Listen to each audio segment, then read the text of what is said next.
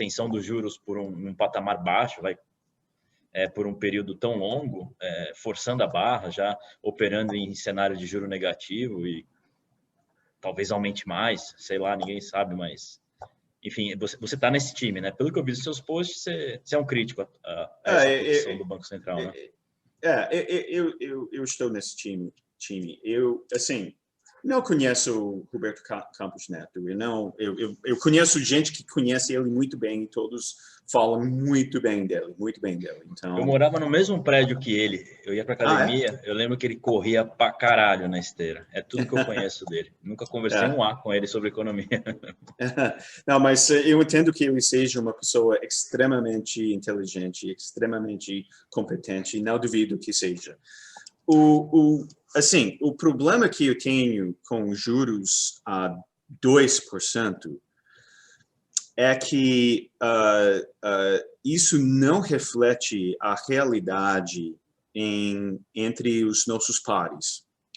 Ou seja, por exemplo, vamos comparar México, o México, Turquia. exato, Índia, a Rússia. Uhum. E então, a gente está com uma situação... Vamos comparar... Sempre tem uma comparação entre o Brasil e o México. Infelizmente, eu acho que 95% dos americanos acham que o brasileiro fala espanhol. Mas, então, está sempre... Você nem acredita quantas pessoas me perguntam como está meu espanhol desde que mudei para o Brasil. Eu falo, está pior que sempre. Eu cresci falando espanhol no Texas, falo nada agora. Bom, mas meu português está razoável. Seu português está bom, seu português está bom. O sotaque que está ruim, mas eu nunca vou... Porra, você não ficou nem com o sotaque de Portugal, tá com o sotaque mais carioca, tá ótimo.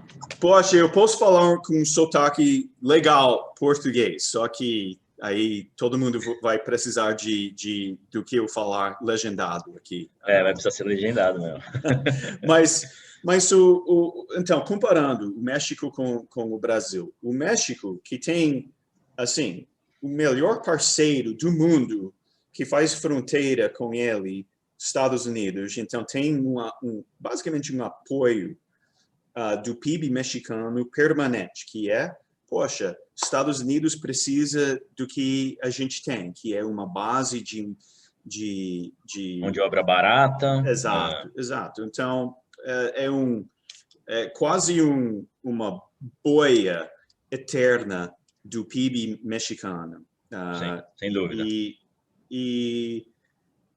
O AMLO, que é populista, socialista, o AMLO surpreendeu todo mundo em declarar logo na crise que ele não faria medidas extraordinárias quanto apoio emergencial, renda familiar, etc. Então, a situação fiscal do México está ótima, está boa em comparação com a nossa situação.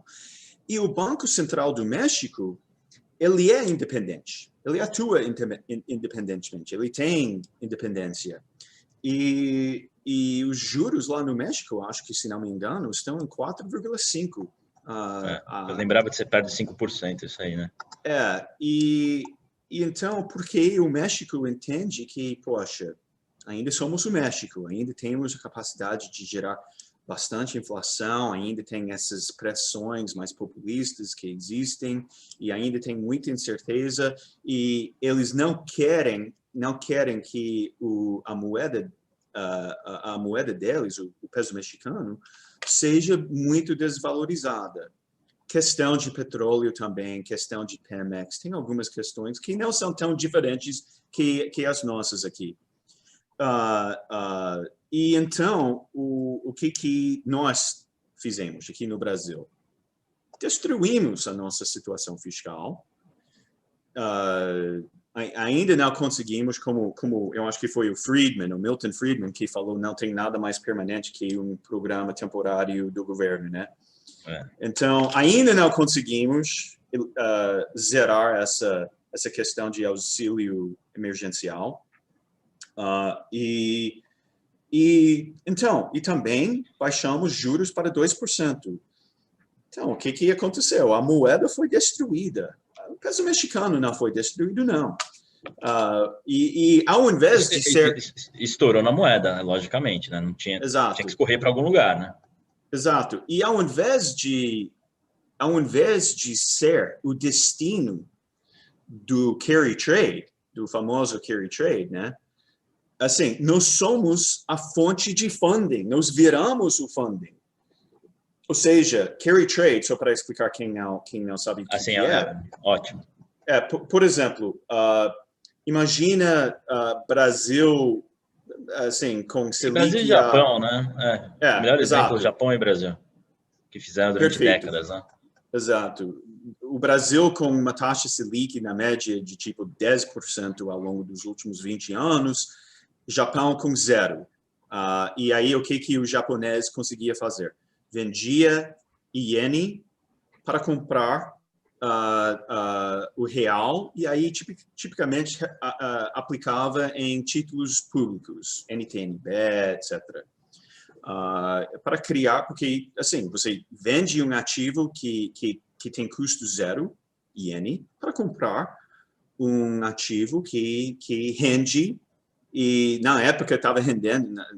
Chegou a valer 24% ao ano, né? E rendia um retorno real, ou seja, Selic menos inflação dava um retorno real. Mais de 10%, né? Exato. Chegou a dar mais de 10%. Né? Isso que é carry trade. Agora, com taxa Selic a 0, e várias economias... A taxa de juro real está negativa no Brasil, né? Porque a gente tem uma taxa de referência a 2% e a inflação está correndo 4%, né? Exato, 4,3% por aí. Então dá 2% aí para trás. Exato. E você então agora consegue vender o real e comprar, nesse caso, por exemplo, peso mexicano, que está em 4,5 e com juro positivo, real positivo, nesse caso. Então, e com uma situação fiscal bem melhor que a nossa situação fiscal. Então, o problema que eu tenho com o Banco Central nesse momento, e com o Copom especificamente, é que decidiu optar pela desvalorização, pela old economy, ou seja, pelo mercado de exportação brasileiro, ao invés da economia real, que é o fato que nós viramos uma economia de consumo.